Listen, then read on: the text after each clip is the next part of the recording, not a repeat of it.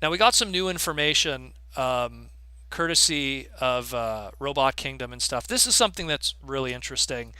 Uh, Ben Lai on Facebook posted some early images of Flame Toys '03 Star Saber, a prototype of it. And what that is it's a an IDW version of Star Saber. But what's really interesting about this is, and Wendell pointed this out, um, this is a officially licensed product. This isn't like a third party attempt at an IDW design that's sold third party. This is an officially licensed, thumbs up from Hasbro thing. And I mean, the first dead giveaway of it, that it's an officially licensed thing, now that I look at it, is the Autobot logos being present on the toy. Oh, Mm, specifically the art. You know yeah, what I yeah. mean? So that right away is something that every third party company avoids doing. Is, I mean, they'll rip off the design completely, but they will never put anything that's like an Autobot logo, a Decepticon logo, or something that could actually give them credit to sue a company. Hmm. Now, the IDW Star Saber, for people who aren't aware, is a vastly different interpretation of Star Saber compared to, say, his Transformers Victory version.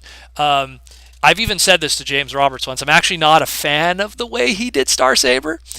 It's more James Roberts' interpretation of the character. Hmm. I don't like to talk too much about the comics on the podcast because I always want to encourage people to read it and enjoy it for the first time with all its surprises and everything. And Star Saber is one of those controversial and surprising characters. Thus, why, like, I'll just say this right now: it's not my favorite version of Star Saber by a long shot. I love Star Saber, the character, from Transformers Victory. He's one of my favorite Transformer characters in general. And the IDW version was quite a departure from the character that I really liked. So while the design is really cool, it's a very interesting update and design of the character, because Star Saber was a very Gundam Zeta kind of looking Transformer. Yeah, and you can definitely see that in the image art here.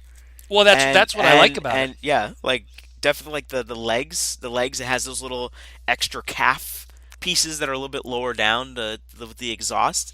Definitely like Gundam Zeta-ish, Well, or and even well, Double Zeta even.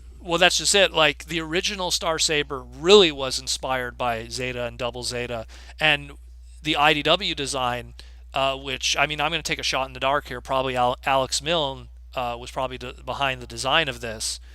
Um, Keeps that tradition and keeps that design to it. And this figure, which by the way is a non-transformable figure, it's a statue. It, Nah, I wouldn't say it's a statue. Like it's it a it does figure. look. It's a figure. You could still It pose looks it and like there. stuff, but it's It just it doesn't transform. Yeah, it looks like there's some like limited articulation areas on it. It's Specifically, maybe like the forearms here and the because shoulders. I'm assuming it's probably going to be very similar to the drift figure that they have, that Flame Mm, Toys has been showing off at a few conventions here and there, and the images that are available there, it's very posable. yeah, and so it looks really good. Looks really really good. Um, and it's cool that it's an official product, so it gets that blessing. Because in all honesty, I mean, Star Saber hasn't really had a new toy in a while, like since that masterpiece. Yeah.